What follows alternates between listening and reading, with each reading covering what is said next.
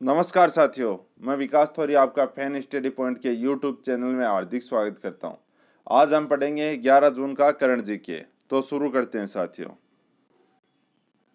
राष्ट्रपति रामनाथ कोविंद ने जम्मू कश्मीर और लद्दाख प्रदेश के संयुक्त हाईकोर्ट के जज के रूप में किसे नियुक्त किया है?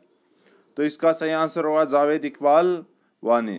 जाने माने अधिवक्ता जावेद इकबाल वानी को मंगलवार को जम्मू कश्मीर उच्च न्यायालय का न्यायाधीश नियुक्त किया गया। करीब 7 साल के अंतराल के बाद कश्मीर के किसी वकील को जम्मू कश्मीर उच्च न्यायालय के न्यायाधीश के रूप में नियुक्त किया गया है।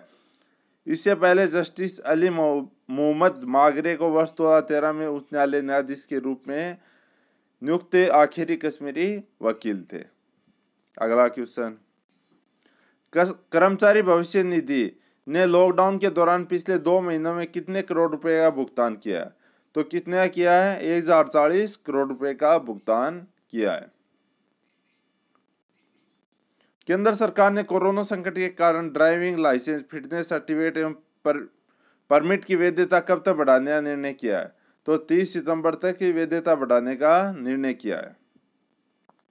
केंद्र सरकार ने मोटर वाहन अधिनियम और केंद्रीय मोटर वाहन नियमों के तहत अनिवार्य सभी दस्तावेजों की 30 सितंबर 2020 तक बढ़ा दी गई है।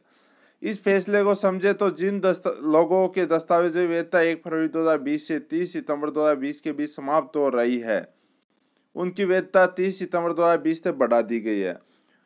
उत्तर प्रदेश सरकार ने भी इसे लागू कर दिया। मंत्रालय विज्ञप्ति के अनुसार कोविड-19 के संकट की मौजूदा स्थिति को ध्यान में रखते हुए और इस संबंध में मिले अनुरोधों पर गौर करने के बाद नितिन गडकरी ने यह निर्देश जारी किए हैं।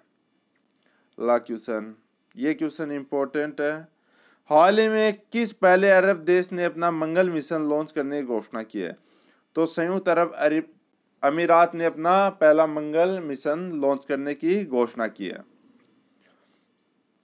संयुक्त अरब अमीरात 15 जुलाई को पहली बार मंगल ग्रह के लिए मिशन लॉन्च करने जा रहा है। ऐसा करने वाला यूएई अरब देशों की दुनिया में पहला देश होगा। अगले 40 दिनों के अंदर संयुक्त अरब अमीरात अपना मंगल मिशन लॉन्च कर देगा। यह मिशन अगले साल फरवरी तक मंगल ग्रह की कक्षा में पहुंचेगा।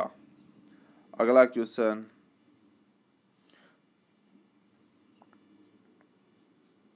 वैज्ञानिक एवं प्रौद्योगिकी अनुसंधान संस्था की पालमपुर स्थित अनुसंधान इकाई IHBT ने हींग और केसर की खेती के लिए किस राज्य सरकार के साथ समझौता किया है?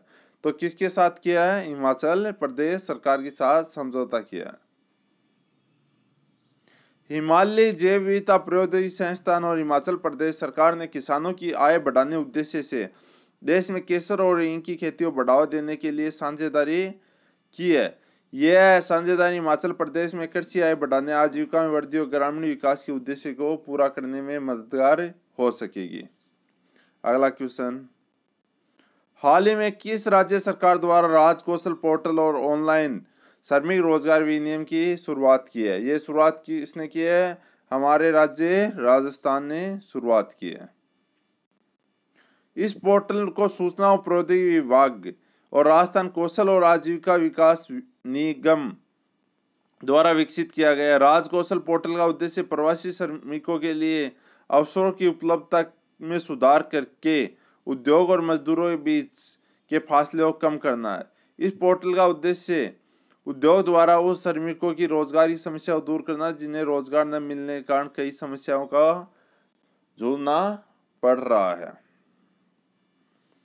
अगला है, राष्ट्रीय कृषि और ग्रामीण विकास बैंक नाबार्ड ने असम ग्रामीण विकास बैंक को कितने करोड़ रुपए की विशेष चल निधि सुविधा देने की घोषणा की है? तो कितने की है? 270 करोड़ रुपए की। कोरोना महामारी के दौरान किसानों की कृषि गतिविधियों का सहयोग करने के लिए 270 करोड़ रुपए की विशेष चल निधि सुविधा प्रदान की गई है। यह ऋण सुविधा किसानों को अपने फसल उत्पादन को बढ़ाने में सक्षम बनाएगी, जो इस कठिन समय में राज्य कृषि ऋण के लिए एक वरदान साबित होगा। नाबार्ड 2020-21 कोविड-19 महामारी के दौरान सरकारी बैंकों, क्षेत्रीय ग्रामीण बैंकों और सूक्ष्म वित्त संस्थानों को राष्ट्रव्यापी 25,000 करोड़ रुपए की लागत से सहायता प्रदान कर रहा है ताकि किसानों के लिए ऋण सुविधा जारी रखी जा सके। अगला क्वेश्चन, केंद्र सरकार ने अगरबत्ती निर्माताओं द्वारा आयात किए जाने वाले बांस पर सीमा शुल्क 10 से बढ़ाकर कितने प्रतिशत कर दिया है? तो कितने प्रतिशत कर दिया है? 25%। केंद्रीय अप्रत्यक्ष कर और सीमा शुल्क बोर्ड ने एक ट्वीट कर कहा कि अगरबत्ती विनिर्माताओं द्वारा आयात किए जाने वाले बांस पर आयात शुल्क तत्काल प्रभाव से 10% से बढ़ाकर 25% कर दिया। इसका मकसद आत्मनिर्भर भारत बनाने के लिए उन्हें घरेलू बांस का उपयोग करने के लिए प्रोत्साहित करना है। अब बांस के सभी तरह के आयातकों को 25% सीमा शुल्क देना होगा। अगला क्वेश्चन, कोल इंडिया लिमिटेड की सहायक कंपनी वेस्टर्न कोलफील्ड्स लिमिटेड ने हाल ही में महाराष्ट्र और किस राज्य में 3 नई कोयला खदानों की शुरुआत की है? तो किसमें की है? महाराष्ट्र और मध्य प्रदेश में। वित्तीय वर्ष 2023-24 में वेस्टर्न कोलफील्ड्स लिमिटेड ने 20 नई परियोजनाओं को शुरू करने का लक्ष्य निर्धारित किया है, जिसमें 14 परियोजनाएं महाराष्ट्र और 6 परियोजनाएं मध्य प्रदेश में शुरू की जाएंगी। टोटल 20 हैं, जिसमें 14 महाराष्ट्र, 6 मध्य प्रदेश में। छत्तीसगढ़ सरकार ने राज्य में पुलिस कर्मियों के मानसिक तनाव और डिप्रेशन को कम करने के लिए किस नाम से एक अभियान की शुरुआत की है? तो स्पंद नामक अभियान की शुरुआत की है। छत्तीसगढ़ सरकार ने राज्य में पुलिस कर्मियों के मानसिक तनाव और डिप्रेशन को कम करने स्पंदन नाम के अभियान की शुरुआत की है। इस संबंध में राज्य के वरिष्ठ अधिकारियों को मनोचिकित्सक या मनोवैज्ञानिक द्वारा अवसादग्रस्त अधिकारियों और कर्मचारियों के लिए परामर्श और चिकित्सा उपचार के बारे में दिशा निर्देशों से सख्ती से पालन करने के निर्देश दिए हैं।